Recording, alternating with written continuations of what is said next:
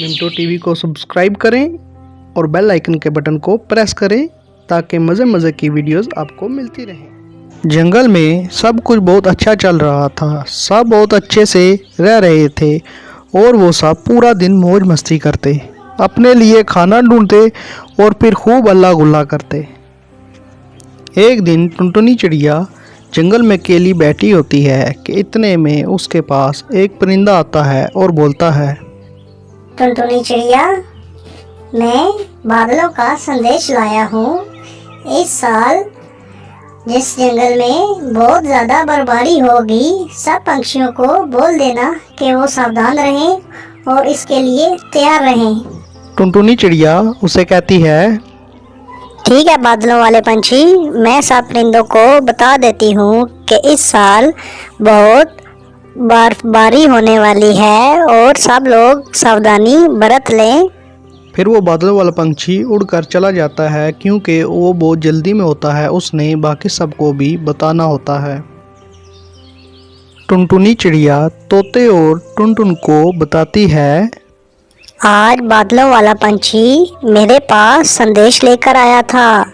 उसने बताया कि इस साल हमारे जंगल में बहुत बर्फबारी होगी और बहुत जल्दी ही होगी। हमारे पास समय नहीं है, हमें जल्दी कुछ करना होगा। ये सुनकर टुनटुन बोलता है, अच्छा, तो बर्फबारी होगी तो फिर हमें क्या सावधानी बरतनी चाहिए?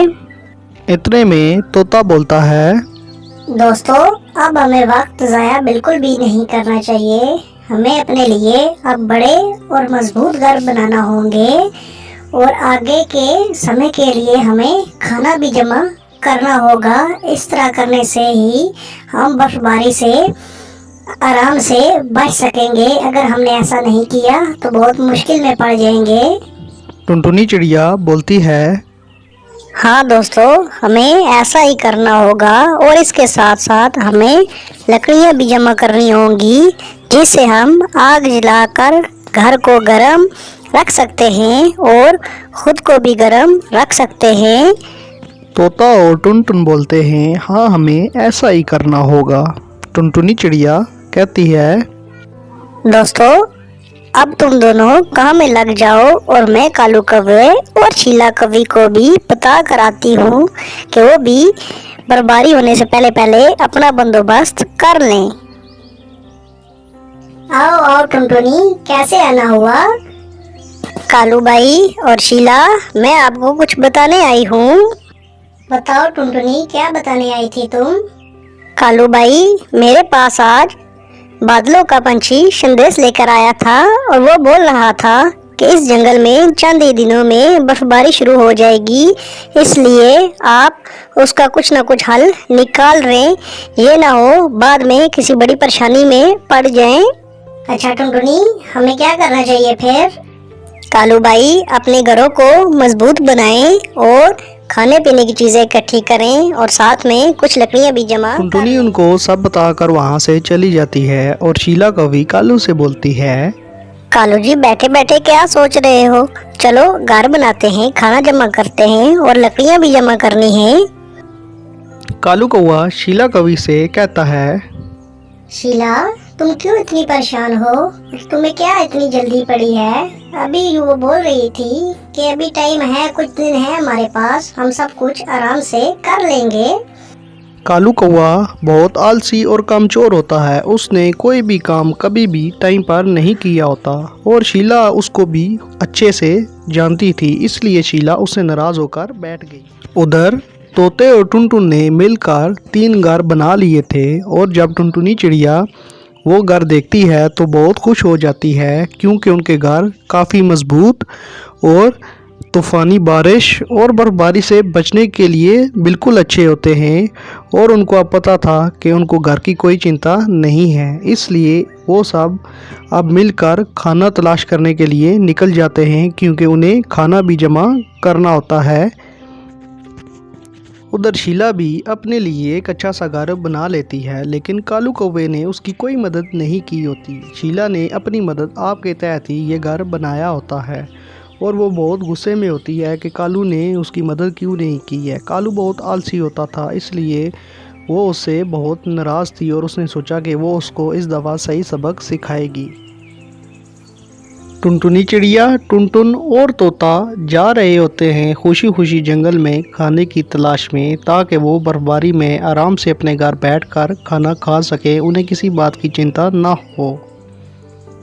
उधर कालू जब घर आता है अपना नया घर देखकर बहुत खुश हो जाता है और शीला से बोलता है, वाह शीला वाह, तुमने तो कमाल ही कर दिया। बहुत खूबसूरत घर बनाया है तुमने और ये काफी मजबूत भी है।